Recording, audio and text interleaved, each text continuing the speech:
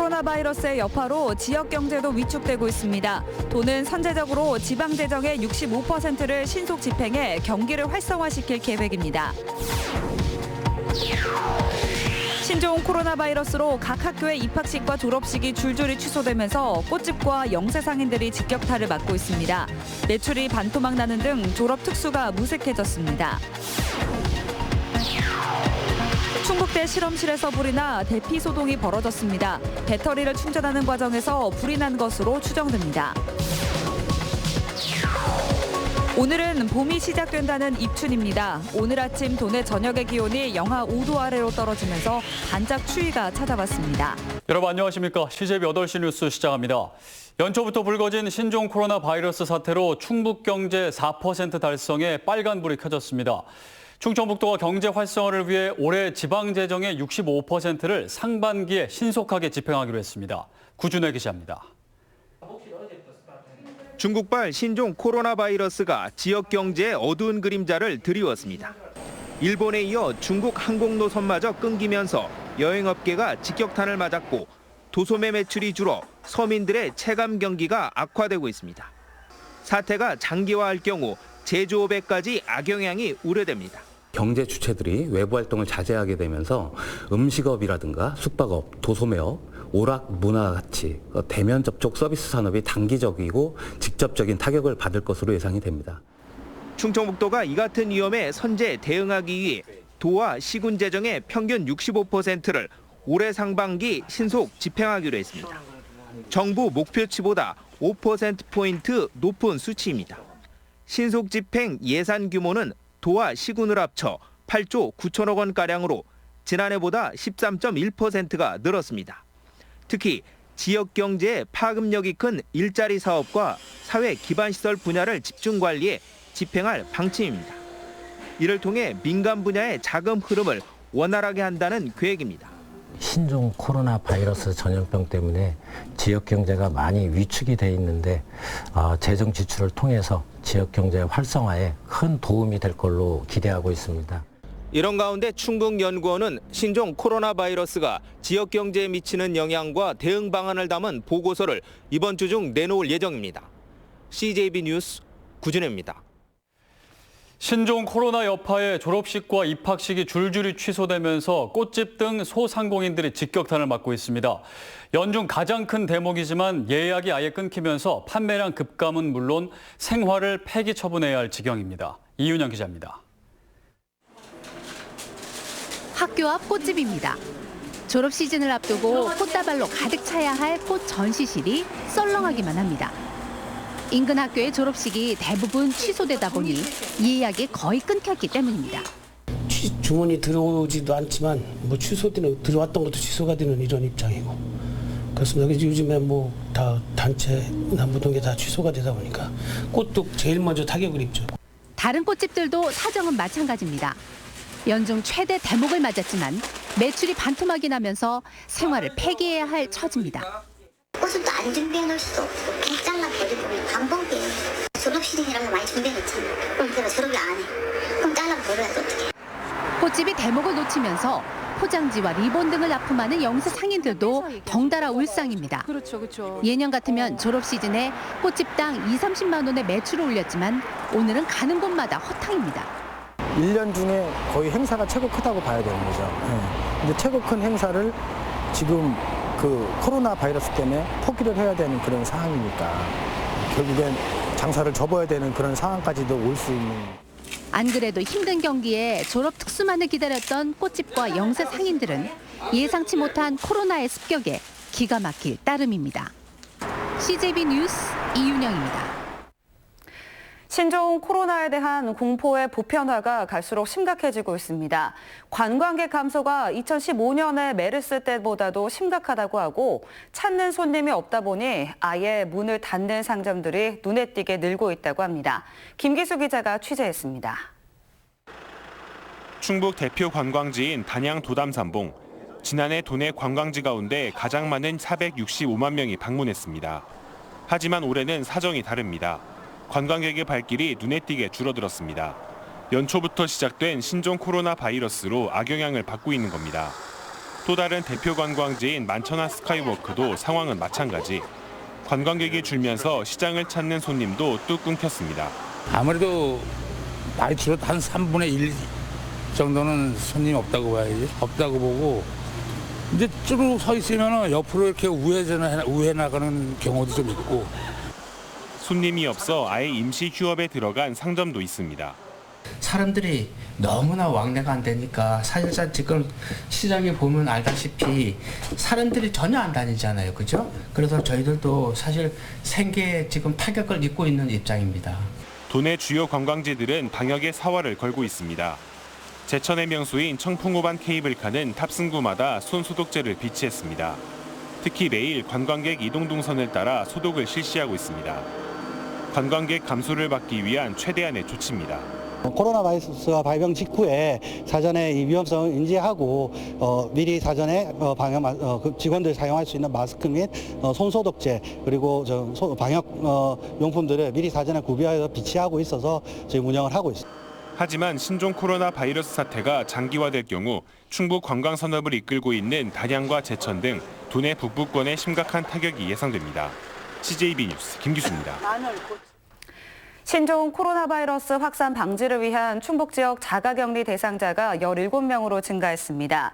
이는 확진자와 접촉한 사람을 밀접 일상 구분 없이 접촉자로 일원화해 자가격리와 능동감시 대상에 포함했기 때문입니다. 하지만 유증상자는 없다고 충청북도는 밝혔습니다. 한편 진천 국가공무원 인재개발원에 입소한 중국 우한 교민 173명 중 1명이 어제 치주 질환을 호소해 국립중앙의료원으로 이송돼 치료를 받고 있습니다. 청와대 국무회의에 참석한 이시종 지사는 우한 교민들이 생활하는 진천과 음성, 충남 아산 지역의 농산물 팔아주기 운동을 정부에 건의했습니다.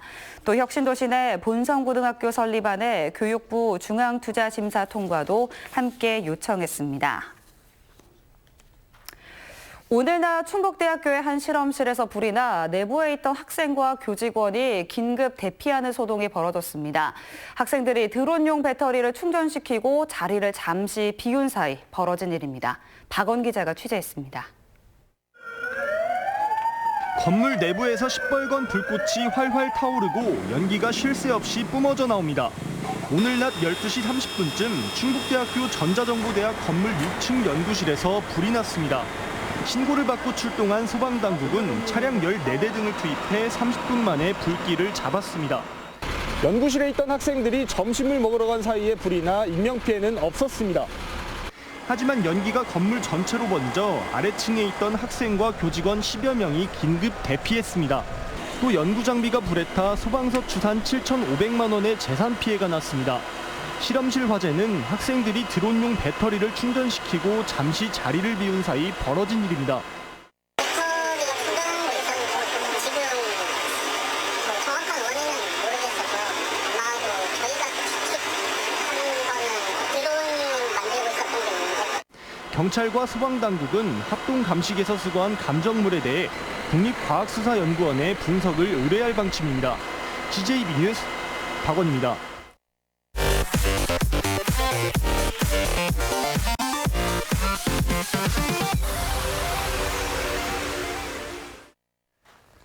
네, 오늘은 봄이 시작된다는 입춘입니다. 소리 소문 없이 봄이 다가오고 있지만 역시 이를 시샘하는 추위가 찾아왔는데요.